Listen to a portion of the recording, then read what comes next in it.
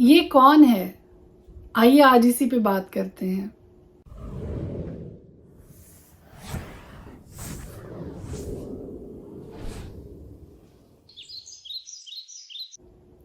خدائے قدوس کے زندہ جلالی بابرکت پر فضل نام میں ایک بار پھر آپ کو سلام۔ میرا نام ایسٹر ہارون ہے اور ہر روز خدا کا زندہ کلام لے کر آپ کے سامنے آتی ہوں۔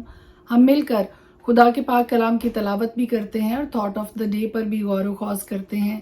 خدا کے زندہ کلام میں سے جو خوبصورت بات آج میں آپ کے ساتھ شیئر کرنے کو ہوں وہ مرکز کی انجیل اس کے 4 باب کی 35ویں آیت میں ہے، اور وہاں لکھا ہے جب شام ہوئی تو اس نے ان سے کہا آؤ پار چلیں، اور وہ بھیڑ کو چھوڑ کر اسے جس حال میں وہ تھا کشتی پر ساتھ لے چلے، اور اس کے ساتھ اور کشتیاں بھی تھیں۔ تب بڑی آندھی چلی اور لہریں کشتی پر یہاں تک آئیں کہ کشتی پانی سے بھری جاتی تھی، اور وہ خود پیچھے کی طرف گدی پر سو رہا تھا۔ پس انہوں نے اسے جگا کر کہا، اے استاد، کیا تجھے فکر نہیں کہ ہم ہلاک ہوئے جاتے ہیں؟ اس نے اٹھ کر ہوا کو ڈانٹا اور پانی سے کہا، ساکت ہو، تھم جا۔ پس ہوا بند ہو گئی اور بڑا امن ہو گیا۔ پھر ان سے کہا، تم کیوں ڈرتے ہو؟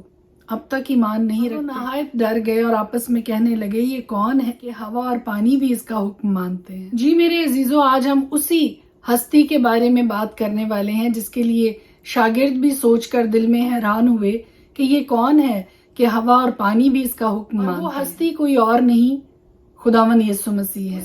آندھی اور لہروں سے، پانی سے، طوفان سے جب شاگرد پریشان ہو گئے، ڈر گئے، تو وہ خداوند یسوع مسیح کے پاس گئے جو کہ پیچھے کی طرف گدی پر سو رہا تھا۔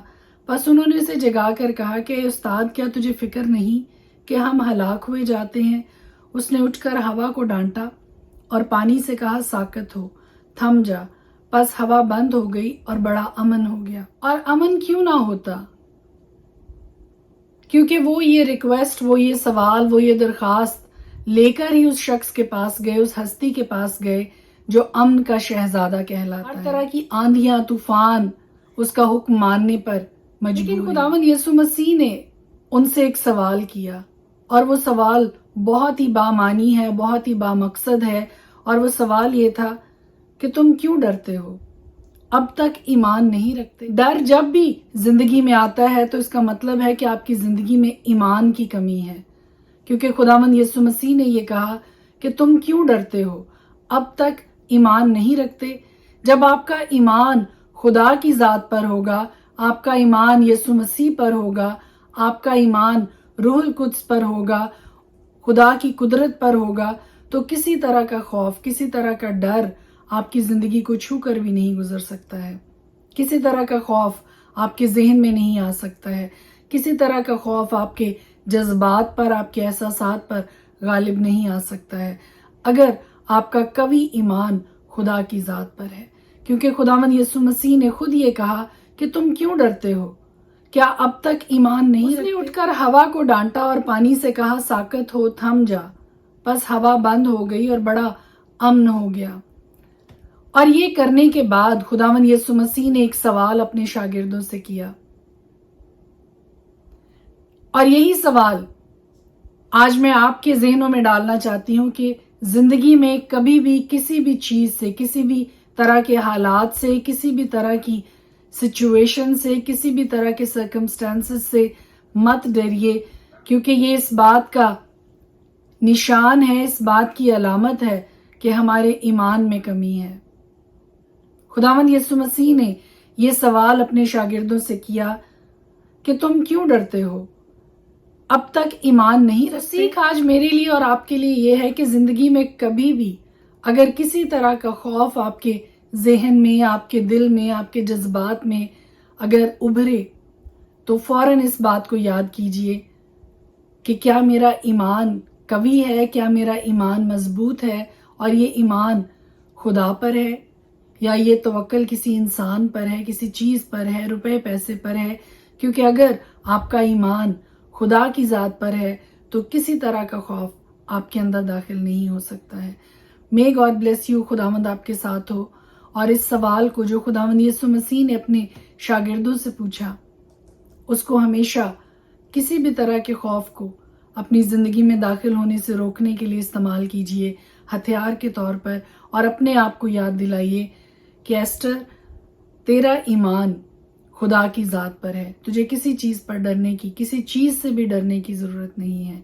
May God bless you. خداوند آپ کے ساتھ ہو. خدا کی برکت، خدا کی رحمت آپ کی زندگیوں پر ہمیشہ چھائی رہے. آمین. خدا کے پاک کلام میں سے آج ہم دیکھیں گے مرکز کی انجیل اس کا 4 باب.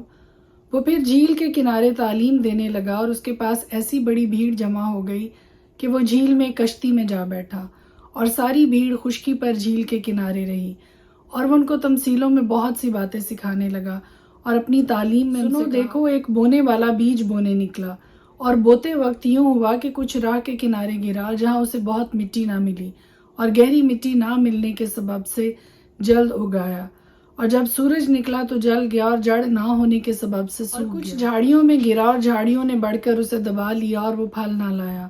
اور کچھ اچھی زمین پر اگا اور بڑھ کر پھلا اور کوئی 30 گنا، کوئی 60 گنا، کوئی 100 گنا پھل لایا. پھر اس نے کہا جس کے سننے کے کان ہو وہ سن لے. جب وہ اکیلا رہ گیا تو اس کے ساتھیوں نے ان 12 سمیت اس سے ان تمثیلوں کے بابت پوچھا. اس نے ان سے کہا کہ تم کو خدا کی بادشاہی کا بھید دیا گیا ہے، مگر ان کے لیے جو باہر ہیں سب باتیں تمثیلوں میں ہوتی ہیں، تاکہ وہ دیکھتے ہوئے دیکھیں اور معلوم نہ کریں، اور سنتے ہوئے سنیں اور نہ سمجھیں، ایسا نہ ہو کہ وہ رجوع لائیں اور معافی پائیں. پھر اس نے ان سے کہا کیا تم یہ تمثیل نہیں سمجھے؟ پھر سب تمثیلوں کو کیوں کر سمجھو گے؟ بونے والا کلام بوتا ہے جو راہ کے کنارے ہیں جہاں کلام بویا جاتا ہے. یہ وہ ہیں کہ جب انہوں نے سنا تو شیطان فی الفور آ کر اس کلام کو جو ان میں بویا گیا تھا اٹھا لے جاتا ہے. اور اسی طرح جو پتھریلی زمین میں بوئے گئے یہ وہ ہیں جو کلام کو سن کر فی الفور خوشی سے قبول کر لیتے ہیں اور اپنے اندر جڑ نہیں رکھتے بلکہ چند روزہ ہیں. پھر جب کلام کے سبب سے مصیبت یا ظلم برپا ہوتا ہے تو فی الفور ٹھوکر کھاتے ہیں. اور جو جھاڑیوں میں بوئے گئے وہ اور ہیں. یہ وہ ہیں جنہوں نے کلام سنا اور دنیا کی فکر اور دولت کا فریب اور چیزوں کا لالچ داخل ہو کر کلام کو دبا دیتے ہیں اور وہ بے پھل رہ جاتا ہے. اور جو اچھی زمین میں بوئے گئے یہ وہ ہیں جو کلام کو سنتے اور قبول کرتے اور پھل لاتے ہیں، کوئی 30 گنا، کوئی 60 گنا، کوئی 100 گنا. اور اس نے ان سے کہا کیا چراغ اس لیے لاتے ہیں کہ پیمانہ یا پلنگ کے نیچے رکھا جائے؟ کیا اس لیے نہیں کہ چراغ دان پر رکھا جائے؟ کوئی چیز چھپی نہیں مگر اس لیے کہ ظاہر ہو جائے اور پوشیدہ نہیں ہوئی مگر اس لیے کہ ظہور میں آئے. اگر کسی کے سننے کے کان ہو تو سن لے. پھر اس نے ان سے کہا خبردار رہو کہ کیا سنتے ہو. جس پیمانہ سے تم ناپتے ہو اسی سے تمہارے لیے ناپا جائے گا اور تم کو زیادہ دیا جائے گا، کیونکہ جس کے پاس ہے اسے دیا جائے گا اور جس کے پاس نہیں ہے اس سے وہ بھی جو اس کے پاس ہے لے لیا جائے گا. اور اس نے کہا خدا کی بادشاہی ایسی ہے جیسے کوئی آدمی زمین میں بیج ڈالے اور رات کو سوئے اور دن کو جاگے اور وہ بیج اس طرح اگے اور بڑھے کہ وہ نہ جانے. زمین آپ سے آپ پھل لاتی ہے، پہلے پتی، پھر بالیں، پھر بالوں میں تیار دانے. پھر جب اناج پک چکا تو وہ فی الفور درانتی لگاتا ہے کیونکہ کاٹنے کا وقت آ پہنچا. پھر اس نے کہا کہ ہم خدا کی بادشاہی کو کس سے تشبیہ دیں اور کس تمثیل میں اسے بیان کریں. وہ رائی کے دانے کی مانند ہے کہ جب زمین میں بویا جاتا ہے تو زمین کے سب بیجوں سے چھوٹا ہوتا ہے، مگر جب بو دیا گیا تو اگ کر سب ترکاریوں سے بڑا ہو جاتا ہے اور ایسی بڑی ڈالیاں نکالتا ہے کہ ہوا کے پرندے اس کے سایہ میں بسیرا کر سکتے ہیں. اور وہ ان کو اس قسم کی بہت سی تمثیلیں دے دے کر ان کی سمجھ کے مطابق کلام سناتا تھا اور بے تمثیل ان سے کچھ نہ کہتا تھا، لیکن خلوت میں اپنے خاص شاگردوں سے سب باتوں کے معنی بیان کرتا تھا. اسی دن جب شام ہوئی تو اس نے ان سے کہا آؤ پار چلیں، اور وہ بھیڑ کو چھوڑ کر اسے جس حال میں وہ تھا کشتی پر ساتھ لے چلے اور اس کے ساتھ اور کشتیاں بھی تھیں. تب بڑی آندھی چلی اور لہریں کشتی پر یہاں تک آئیں کہ کشتی پانی سے بھری جاتی تھی اور وہ خود پیچھے کی طرف گدی پر سو رہا تھا. بس انہوں نے اسے جگا کر کہا اے استاد کیا تجھے فکر نہیں کہ ہم ہلاک ہوئے جاتے ہیں؟ اس نے اٹھ کر ہوا کو ڈانٹا اور پانی سے کہا ساکت ہو، تھم جا. پس ہوا بند ہو گئی اور بڑا امن ہو گیا. پھر ان سے کہا تم کیوں ڈرتے ہو؟ اب تک ایمان نہیں رکھتے؟ اور وہ نہایت ڈر گئے اور آپس میں کہنے لگے یہ کون ہے کہ ہوا اور پانی بھی اس کا حکم مانتے ہیں. پرانے عہد نامہ میں سے دیکھیں گے زبور 79. اے خدا، قومیں تیری میراث میں گھس آئی ہیں، انہوں نے تیری مقدس ہیکل کو ناپاک کیا ہے. انہوں نے تیرے بندوں کی لاشوں کو آسمان کے پرندوں کی اور تیرے مقدسوں کے گوشت کو زمین کے درندوں کی خوراک بنا دیا ہے۔ انہوں نے ان کا خون یروشلم کے گرد پانی کی طرح بہایا اور کوئی ان کو دفن کرنے والا نہ تھا۔ ہم اپنے پڑوسیوں کی ملامت کا نشانہ ہیں اور اپنے آس پاس کے لوگوں کے تمسخر اور مذاق کا باعث۔ اے خداوند، کیا تو ہمیشہ کے لیے ناراض رہے گا؟ کیا تیری غیرت آگ کی طرح بھڑکتی رہے گی؟ اپنا قہر ان قوموں پر جو تجھے نہیں پہچانتی اور ان مملکتوں پر جو تیرا نام نہیں لیتی انڈیل دے، کیونکہ انہوں نے یعقوب کو کھا لیا اور اس کے مسکن کو اجاڑ دیا ہے۔ ہمارے باپ دادا کے گناہوں کو ہمارے خلاف یاد نہ کر۔ تیری رحمت جلد ہم تک پہنچے، کیونکہ ہم بہت پست ہو گئے ہیں۔